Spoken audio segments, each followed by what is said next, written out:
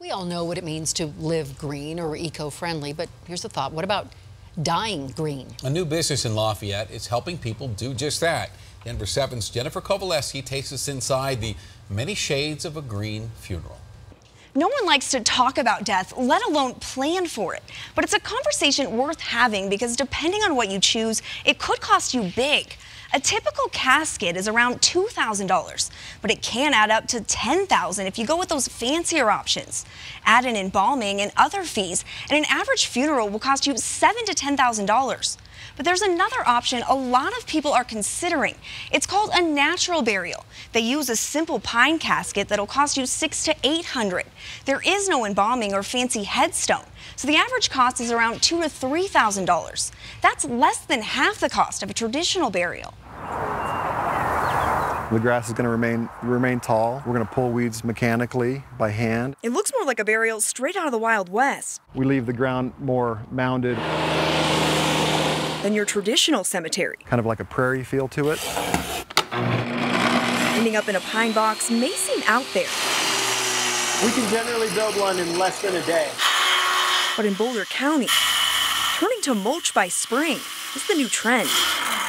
When a pine casket goes in the ground, it's just going to biodegrade. Those who live green also want to die green, which is how the eco-friendly burial idea was born. This particular one will be going to a family in Longmont. One of their loved ones' death is imminent. It's a whole new approach for end-of-life care. So we're here at our new center, the Natural Funeral Living Arts Center.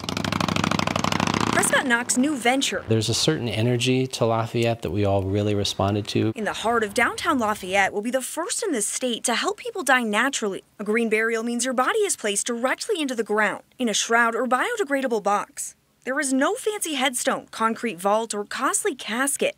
Instead, they use a flat granite marker. Embalming is quite an invasive process, very toxic to the earth. Embalming fluid is a mixture of formaldehyde and other chemicals that can leach into the air and soil. Because of that, they use no embalming. We will use ice and cooling tables. And the body is treated with essential oils. The washing with love, the taking leave of the physical remains. Karen Van Buren is the care program coordinator. This is lavender. Lavender is a very calming, soothing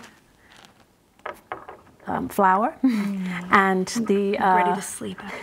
yeah, certainly in the atmosphere around death, if there are emotions, it's to bring those down a little bit, just to a more peaceful place. The products they use are locally sourced and naturally made.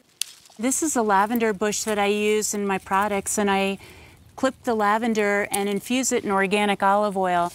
I'm just preparing the soil. That's where we meet Blair Chandler on her farm in Boulder.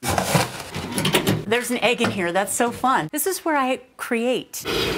Everything that I make in this room is designed to support healing. These will be available at the Natural Funeral Store. I will say I've got like maybe 55 different kinds of molds. From here, we go to Longmont. People like to burn candles often at funerals, where even the candles are organic and 100% beeswax. Now, as it goes in there, you can see all the bubbles coming off down there. Back in Lafayette. As you continue in, we have our counseling center, our healing center. Once they help a family heal and hold the funeral, they can't take the body to just any cemetery.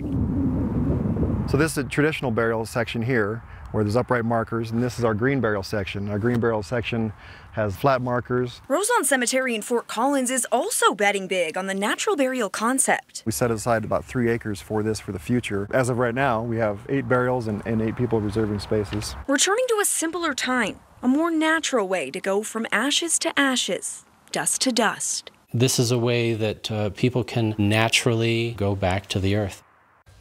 Wow, I'd not heard of this. Fascinating. A lot of cemeteries doing this, Jen? Not a whole lot, but there are a handful. In addition to Roselawn Cemetery that we showed you in the story, Evergreen Memorial Park also does green burials, and there are a few others, but a lot more people are starting to consider this option. Interesting options, yes. Yeah. Thanks for sharing that with us tonight.